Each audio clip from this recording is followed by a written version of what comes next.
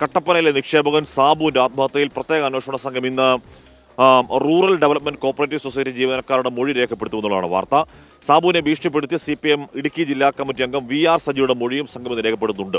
സംഭവത്തിൽ കോൺഗ്രസിന്റെ നേതൃത്വത്തിൽ കട്ടപ്പനയിൽ ഇന്ന് പ്രതിഷേധ സദസ്സാണ്. രാഹുൽ വിജയൻ കട്ടപ്പനയിൽ ഏറ്റവും പുതിയ വിവരങ്ങളും ചേരുന്നു. Rahul, very good morning from Kozhikode beach. എന്താണ് അവിടുത്തെ അതൊരു രാഷ്ട്രീയ പ്രതിഷേധ രാഷ്ട്രീയ വിഷയമായി ഇതിനോടകം പരിണമിച്ചിട്ടുണ്ടോ? അതേത് രീതിയിൽ രാഷ്ട്രീയ പ്രതിഷേധമായി കത്താൻ പോകുന്നു രാഹുൽ?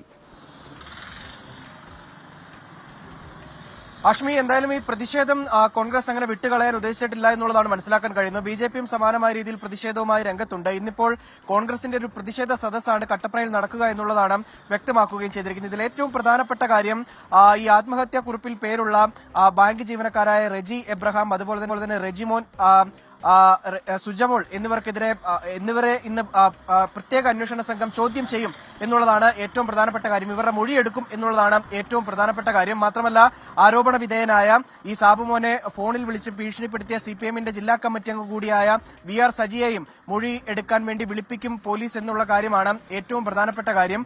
അതുപോലെ തന്നെ ഈ ബാങ്കിലെ ഉൾപ്പെടെ CCTV ദൃശ്യങ്ങൾ പോലീസ് ശേഖരിച്ചിട്ടുണ്ട്. ഇതും ഈ മൊഴിയുടെയും അടിസ്ഥാനത്തിലായിരിക്കും തുടർ നടപടികൾ സ്വീകരിക്കുക എന്നുള്ളതാണ് ഏറ്റവും പ്രധാനപ്പെട്ട കാര്യം. അതിനുശേഷം മാത്രമായിരിക്കും ഈ ആത്മഹത്യ പ്രേരണ കുറ്റം ചുമത്തുന്നതടക്കമുള്ള കാര്യങ്ങളിലേക്ക് പോലീസ് പോകുക എന്നുള്ള കാര്യം കൂടി ഈ ഘട്ടത്തിൽ വ്യക്തമാകുന്നുണ്ട്.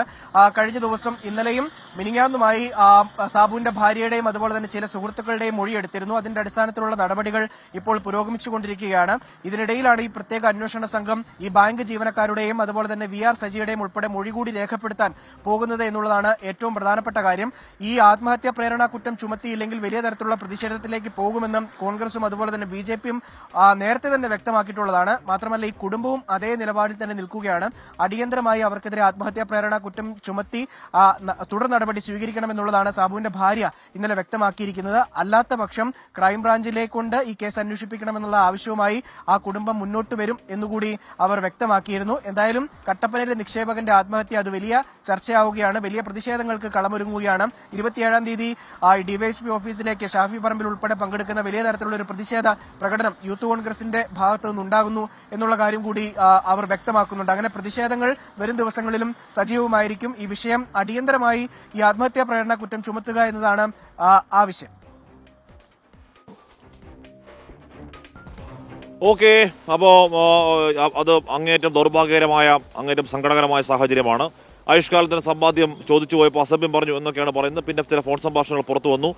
അന്വേഷണം നടക്കട്ടെ, കുറ്റക്കാരാണെങ്കിലും രാഷ്ട്രീയം നോക്കാതെ ശിക്ഷ ആ കുറ്റക്കാർ കിട്ടട്ടെ. ഇതാ പ്രിയപ്പെട്ട പ്രേക്ഷകർ, നമ്മൾ നിൽക്കുന്നത് നേരത്തെ പറഞ്ഞതുപോലെ കോഴിക്കോട് ബീച്ചിൽ ഒരുപാട് പേർ നടക്കാനൊക്കെ രാവിലെ ഇറങ്ങുന്നുണ്ട്. നമ്മുടെ മെക്സവൻ കൂട്ടായ്മയുടെ എക്സസൈസ് അവിടെ നടക്കുന്നുണ്ട്. മെക്സവൻ ഇടയ്ക്ക് വലിയ രാഷ്ട്രീയ ചർച്ചയൊക്കെ ആയതാണ്. പിന്നീട് അത് പറഞ്ഞ P. മോഹൻ അതിൽ നിന്നൊക്കെ പിന്മാറിയെങ്കിലും അപ്പോൾ എന്തായാലും വലിയ സന്തോഷകരമായ ആനന്ദദായകമായ ഒരു സുപ്രഭാതത്തിൽ നമ്മൾ കോഴിക്കോട് ബീച്ചിൽ നിൽക്കുന്നു.